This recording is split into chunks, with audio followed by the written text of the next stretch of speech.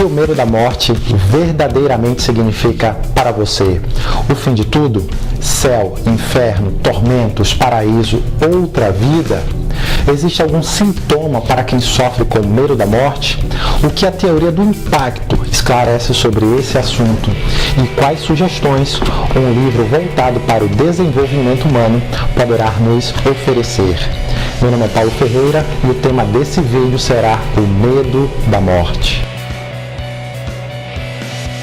Bom, em nosso projeto de comentarmos esse super livro, chegamos na página 142 da terceira lição, lição essa que trata da autoconfiança, e hoje iremos trabalhar o subtítulo relacionado ao medo da morte, que para a maioria das pessoas é o pior de todos os medos.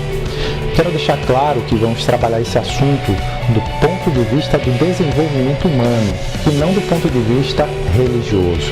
Por uma razão muito simples, estamos comentando um livro voltado para o desenvolvimento humano e não um livro sagrado.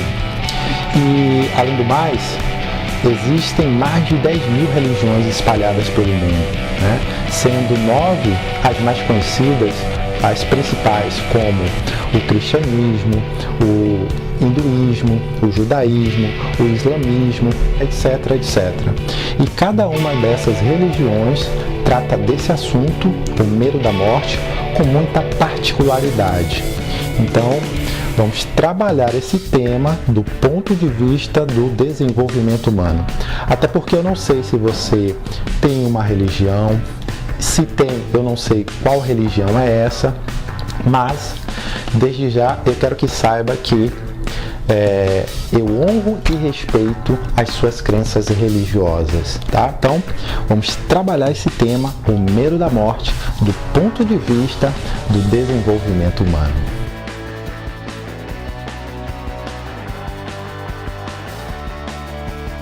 Então, meu amigo e minha amiga, vamos nos afastar de conceitos religiosos, sendo o mais imparcial possível, apesar de que Napoleon Hill nos adverte na página seguinte para termos cuidado com os charlatões, com os enganadores, com os falsos profetas que afirmam ter a solução para todos os seus problemas, inclusive uma solução para a morte. E no fundo, vivem como parasitas às custas dos fiéis. E antes de falarmos sobre a teoria do impacto relacionada ao medo da morte, o autor destaca um sintoma clássico de pessoas que sofrem com esse medo, que é justamente o hábito de pensar mais em morrer em vez de aproveitar a vida.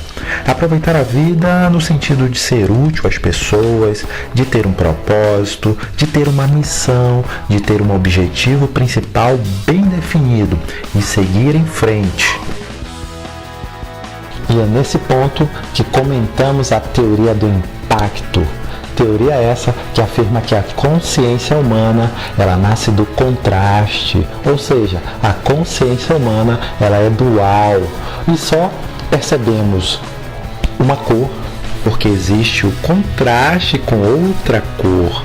Se o universo fosse todo ele branco, jamais iríamos perceber o branco e só o vemos porque existe o contraste com outras cores, como o vermelho, o azul, o verde, etc.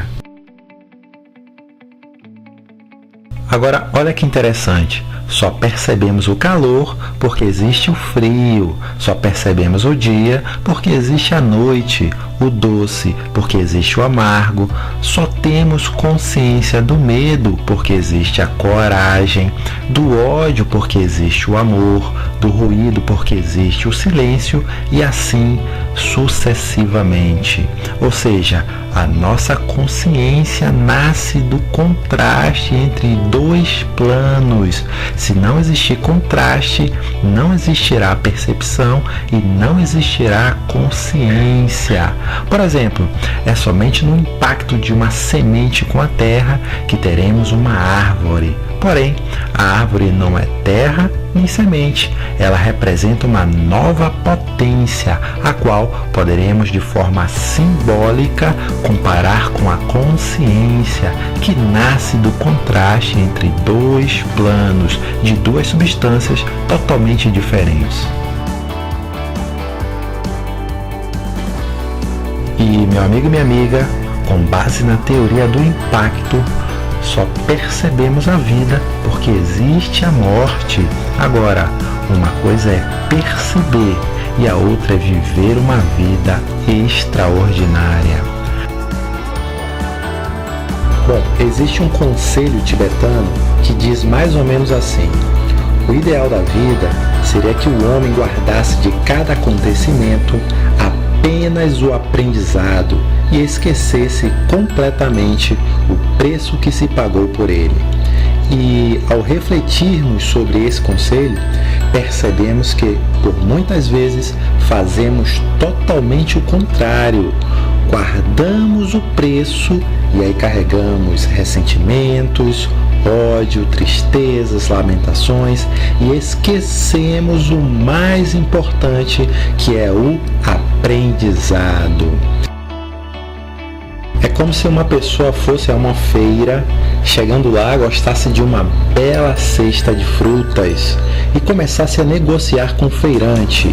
E aí pede para baixar o preço, pechincha, tenta de todas as formas adquirir aquela cesta de frutas por um preço mais baixo e o feirante não abre mão do preço original.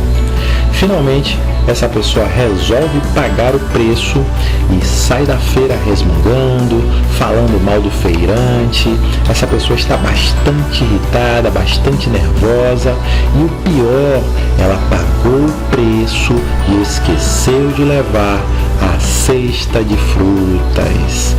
E quantas vezes agimos como essa pessoa que esqueceu a cesta de frutas ao enfrentarmos um desafio, ao enfrentarmos um problema, uma dificuldade, sempre pagamos o preço e não guardamos o aprendizado.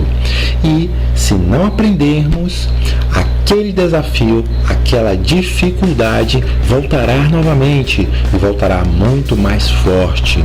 E todo aquele processo doloroso há de se repetir até aprendermos a verdadeira lição.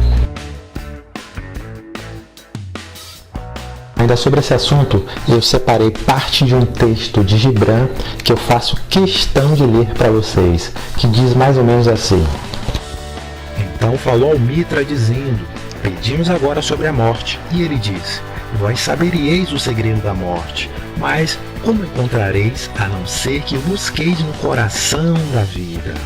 A coruja, cujos olhos noturnos são cegos durante o dia, não pode revelar os mistérios da luz. Bom, e o que Gibran quer dizer com: para entendermos a morte, devemos buscar no coração da vida? Bom, se vida quer dizer consciência, a próxima pergunta a ser feita será: passamos os dias mais conscientes ou inconscientes? E aqui, meu amigo e minha amiga, eu te faço um desafio. Reflita em todos os fatos, bons ou ruins, dos últimos 10 anos de sua existência e tente gravar um áudio para você mesmo. Duvido que consiga gravar mais que 5 ou 6 horas de áudio.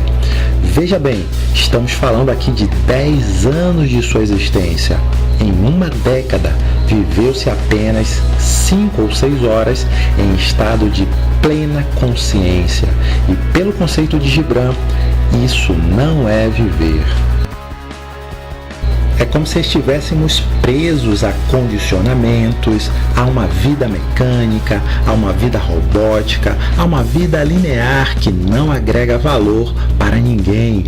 E o segundo ponto do texto, quando Gibran ele fala que a coruja, cujos olhos são cegos durante o dia, não pode revelar os mistérios da luz, Bom, meu amigo e minha amiga, luz sempre representou o pleno entendimento, sempre representou a sabedoria, sempre representou o conhecimento. Conhecei a verdade e a verdade vos libertará. E a escuridão? A escuridão sempre representou a ignorância. E aí eu pergunto a você, quantas e quantas vezes você tentou levar um assunto de valor para determinada pessoa e ela recusou? Ou seja, a coruja só consegue enxergar no escuro, só consegue ver a ignorância. Agora, se você for levar para essa mesma pessoa um assunto relacionado a novelas, a futebol, carnaval, folias, Big Brother, etc., duvido que ela não vai gostar. E aí eu finalizo esse vídeo lhe dando os parabéns por demonstrar interesse em assuntos que vão agregar valor à sua vida. Isso mostra, meu amigo e minha amiga, que você é uma pessoa diferente da multidão. Então, os meus parabéns. Eu fico muito feliz em ressoar contigo.